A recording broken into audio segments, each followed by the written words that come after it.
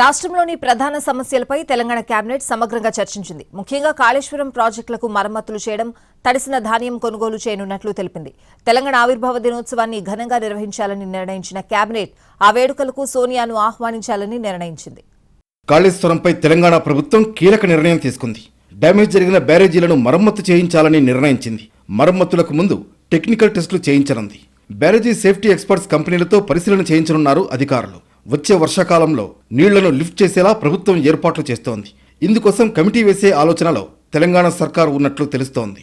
ప్రతి డ్యాముకి 2 కంపెనీలతో అంటే ఇద్దరు ఒపీనియన్లు తీసుకొని ఆ ఇద్దరు ఒపీనియన్లో 3 డ్యాములకి తీసుకొని వారి సూచనల మేరకు వీటిని రిపేర్ చేయాలని కూడా కేబినెట్ ఏదైతే నేషనల్ డ్యామ్ సేఫ్టీ అథారిటీ వారు ఇచ్చిన సూచనలకు అనుగుణంగానే నడుచుకోవాలని కేబినెట్ నిర్ణయించడం జరిగింది. దీంతో పాటుగా ఏదైతే సాధ్యపడితే ఈ వాటర్ని స్టోర్ చేయకుండా గ్యాబియన్ బాక్సెస్ కానీ ఇతరత్ర కానీ టెంపరరీ అరేంజ్మెంట్స్తో నామినల్ ఎక్స్పెండిచర్తో లిఫ్ట్ వాటర్ ఏమన్నా చేయటానికి పాసిబిలిటీ ఉంటే దాన్ని కూడా క్షుణ్ణంగా పరిశీలించాలని కేబినెట్ అధికారులని ఆదేశించడం జరిగింది. అకాల వర్షాల కారణంగా తడిసిన మొలకెత్తిన ధాన్యాన్ని కొనుగోలు చేయాలని ప్రభుత్వం నిర్ణయించింది. ధాన్యం సేకరణ బాధ్యత జిల్లా కలెక్టర్లకు అప్పగించింది.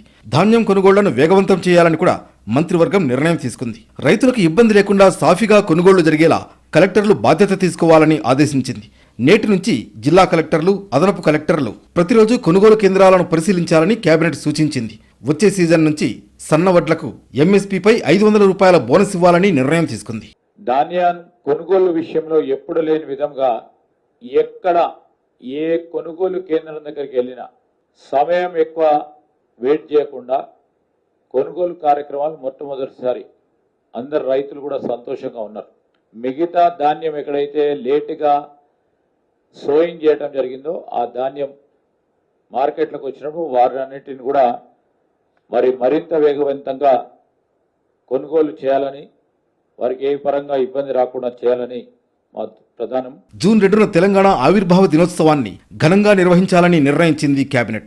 రాష్ట్ర ఆవిర్భావ వేడుకలకు సోనియా గాంధీని ఆహ్వానించబోతున్నామని మంత్రులు తెలిపారు. అలాగే 600 కోట్లతో ప్రభుత్వ బడులను ఆధునీకరించాలని నిర్ణయించింది. పాఠశాలలు ప్రారంభం కాగానే పుస్తకాలు, యూనిఫామ్స్ పూర్తి స్థాయిలో విద్యార్థులకు అందేలా చర్యలు తీసుకోవాలని కూడా కేబినెట్ ఆదేశించింది. కిర్గిస్థాన్లో జరిగిన అల్లర్లపై తెలంగాణ సీఎం రేవంత్ రెడ్డి ఆరా తీశారు. భారత రాయబారి అరుణ్ కుమార్ చటర్జీని సంప్రదించి వివరాలు తెలుసుకున్నారు. భారతీయ విద్యార్థులంతా క్షేమంగా ఉన్నారని రేవంత్కు వివరించారు. ప్రస్తుతం విద్యార్థులకు పరీక్షలు జరుగుతున్నాయని, మన విద్యార్థులంతా ప్రిపరేషన్లో నిమగ్నమయ్యారని వివరించారు ఇండియన్ ఎంబసీ అధికారులు.